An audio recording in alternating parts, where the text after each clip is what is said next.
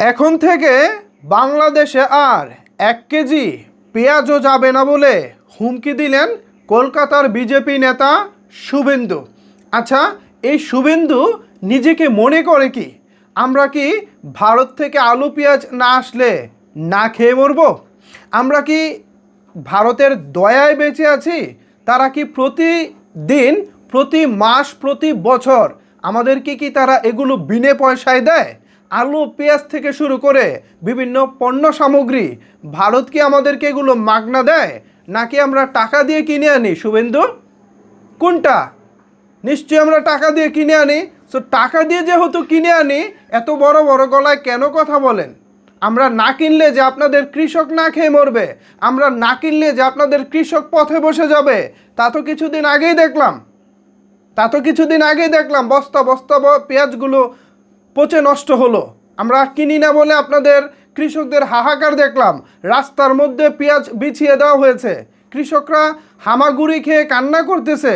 সেগুলো তো রিসেন্ট টাইমের পিকচার। আপনি কি সেগুলো ভুলে গেছেন? আপনি বন্ধ করে দেন ভারতের দরজা। আমাদের জন্য হাজারটা দরজা খোলা আছে, কারণ আমাদের কাছে ডলার আছে। ডলার থাকা মানে পুরো পৃথিবী আমাদের হাতের মুঠোয়। আপনি ভারত থেকে আমাদের কাছে আলু বিক্রি করবেন না, পেঁয়াজ বিক্রি করবেন না, 2 দিন পর পর হুমকি দেন। মানে আপনার ভাবখানা দেখলে মনে হয় আপনার দয়ায় আমরা বেঁচে আছি, আপনি বিনে পয়সায় আমাদেরকে পণ্যগুলো দিচ্ছেন। অথচ বাস্তবতা হচ্ছে আমাদের টাকায় আপনাদের কৃষকরা বেঁচে আছে, আমাদের টাকায় আপনাদের ভারতের অর্থনীতি অনেকটাই সমৃদ্ধ হচ্ছে। কিন্তু আপনার কথা শুনলে মনে হয় আমরা বিনে পয়সায় ভারত থেকে জিনিসপত্র নিচ্ছি। অথচ বাস্তবতা হচ্ছে আমরা আমাদের সবচেয়ে মূল্যবান সম্পদ ডলার দিয়ে ভারত থেকে পণ্য কিনে থাকি। সুতরাং আওয়াজ কম। আওয়াজ তারই মানায় যার আসলে ভরা কলসি থাকে। আপনি তো ভাই